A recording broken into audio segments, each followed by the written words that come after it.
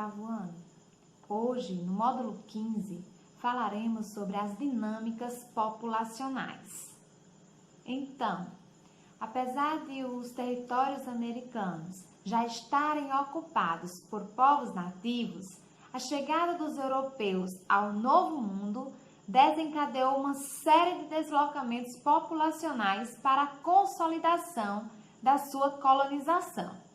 A população brasileira é resultado dos fluxos migratórios de europeus, asiáticos e africanos, além da miscigenação ocorrida de maneira contínua entre povos migrantes e nativos que já ocupavam o território brasileiro. E quais foram os principais fluxos migratórios que ocorreram no Brasil? Nós tivemos aqui 3 grandes fluxos migratórios.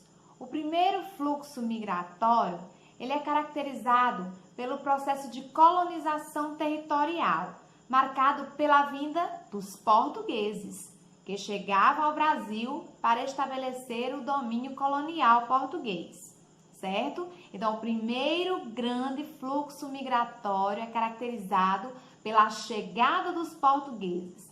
Então, aí é o primeiro grande fluxo migratório ao Brasil.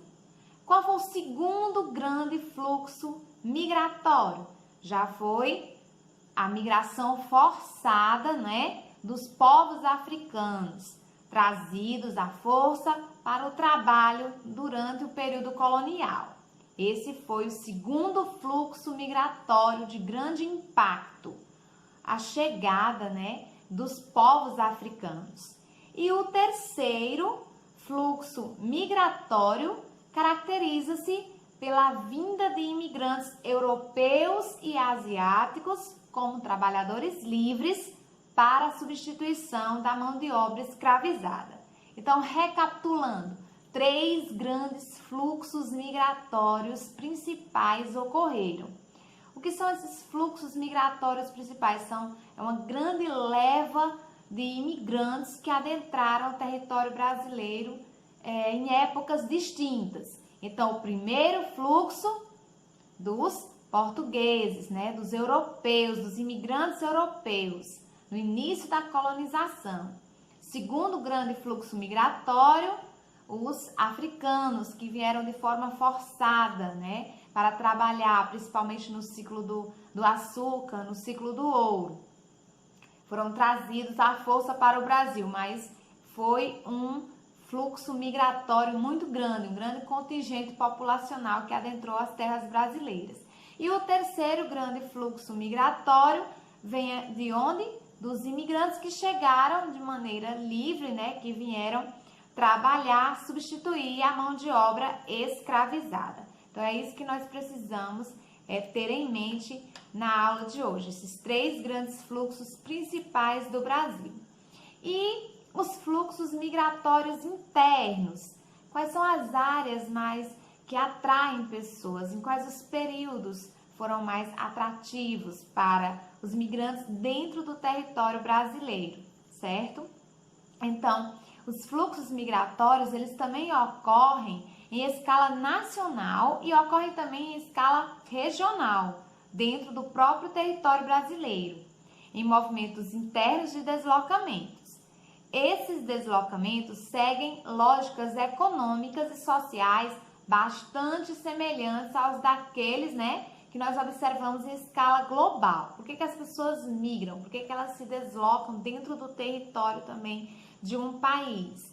Então, é possível identificar dentro do território brasileiro várias ondas, né, ondas migratórias internas que ocorreram por conta de diferentes fatores sociais e econômicos e se distribuem em 3 principais períodos. Quais foram?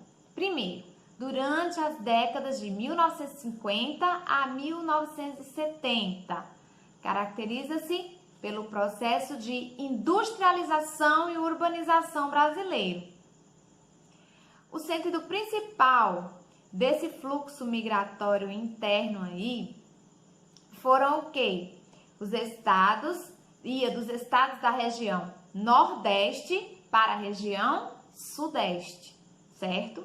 Principalmente para São Paulo, o grande centro industrial brasileiro. E uma leva também de imigrantes iam para o Rio de Janeiro, né? Os dois maiores centros econômicos do Brasil. Então, décadas de 50 a 70, um dos grandes fluxos migratórios nacionais, certo? Um fluxo migratório interno, onde uma grande leva de nordestinos se deslocaram em direção ao Sudeste, principalmente em direção a São Paulo e Rio. Depois nós tivemos, na década de 70, né, 1970 a 1990, um processo de povoamento do interior do Brasil. E aí o fluxo migratório muda, não é?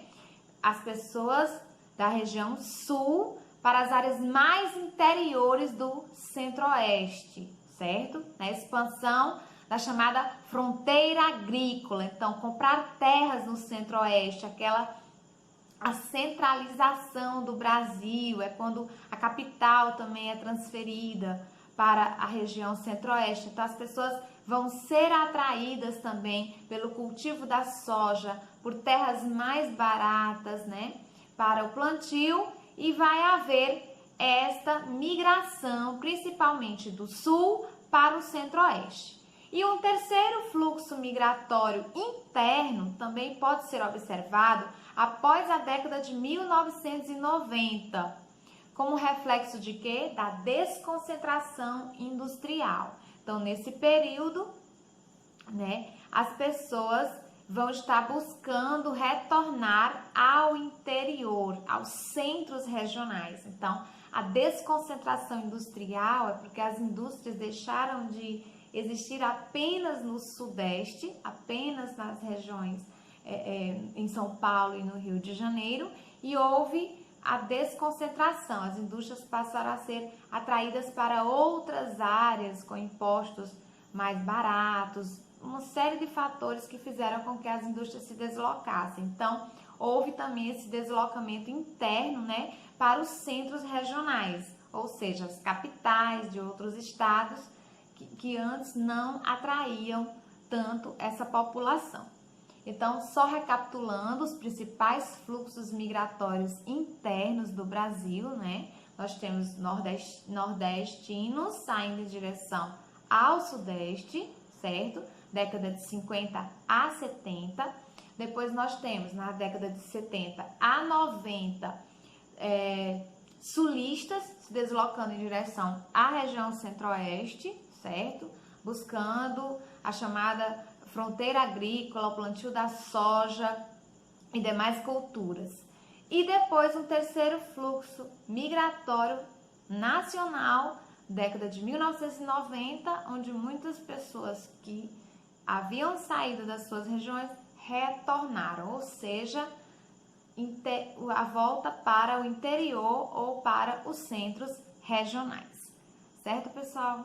Até a próxima aula.